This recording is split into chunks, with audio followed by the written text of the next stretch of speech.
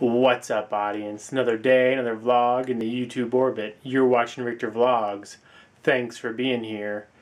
So I'm not sure if I mentioned that I took the Myers-Briggs type indicator class at work the other day. And they typed me as an ENTP. So the first letter, if you're not familiar with it, is an introvert versus an extrovert. And I happen to be an extrovert, so I tend to be pretty outgoing. And I think everybody on YouTube tends to be outgoing as well. You know, you're the people that want to get out there, want to share things. You come in the morning and you're talking to yourself, or you have a group of people and you just yell, "Hey, you got to hear about what my dog did last night," or "I bought this new gizmo, hear all about it," or you sit at your desk, or you're scrolling through your BlackBerry talking about, "How about that sports game with the Braves and the Yankees and the Rays and the Red Sox," or "Hey, did you get an email from the boss?" You're really loud and you kind of talk to yourself like, "This is what I'm going to do today," and you talk yourself through it. That's me. I'm an extrovert.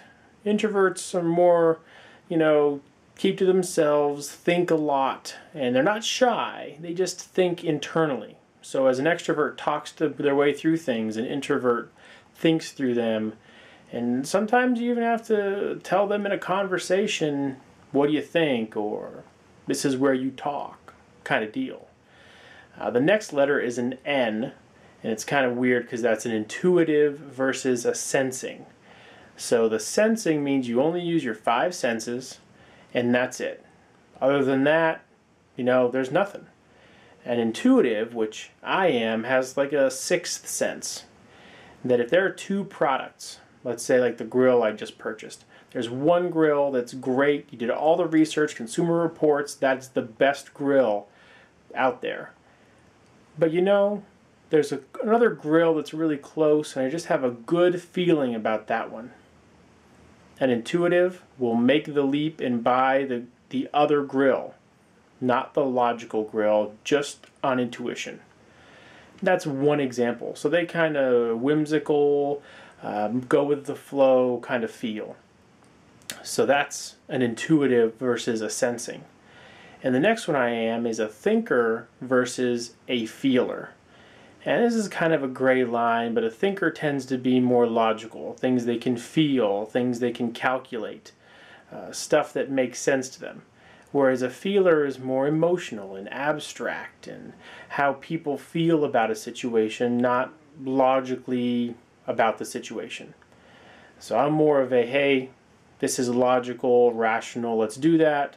The feeler is more the, "Oh gosh, maybe, sure, this is how I'm feeling," and share stuff like that. And the last one is a P for perceiver and J for a judger.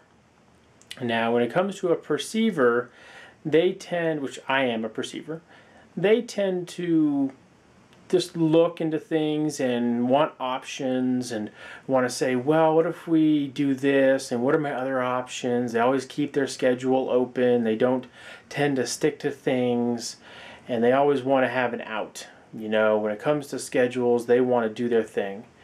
And a J says, "I'm planning, and that's all I want to hear. Make it concise. It's got to be at this time, at this place. These people are coming." That kind of deal.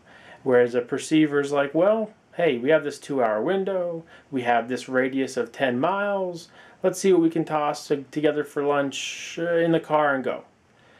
And that's not a judger. But the teacher was a significant opposite of me. She was an ISTJ. So she was an introvert, a sensor, a thinker, and a judger. And so she was the type of person that would suffer in silence while the extrovert talked their way through their day over the cubicles, and she just wanted to rip their hair out. And she's the sensor that if you said, "Hey, what are your feelings on this software or whatever," and she would come out with hard numbers and the feel of the product at the end. This Spreadsheet gives me everything I need. It's very functional, provides me the metrics I want. And then the thinker, again, is the straightforward person. It's logical. They can wrap their mind around it quickly. It's yes or no, true and false, very, very cut and dry. And as a judger, she just wants it straight. She doesn't want you to go into her office and hear that your daughter was sick or that you got rain delayed or had a flat tire. They want to say, my project failed because it was my fault. I will have it fixed in 2 days and have the report on your desk. That's it. That's all they want to hear. So I think she has a military background. But then she said something really interesting on all these types, which is that you're born with them. This is how you are born. Your Myers-Briggs personality type is how you are born. So whether you're true to the test you take as you answer 100 or so questions, or whether you're, just feeling in the situation and maybe you answered a few wrong, you really should take it until the type really matches how you feel you are.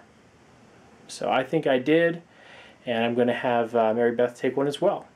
So if you've ever done Myers-Briggs, let me know what your type is down below, and let me know if you feel I pegged mine.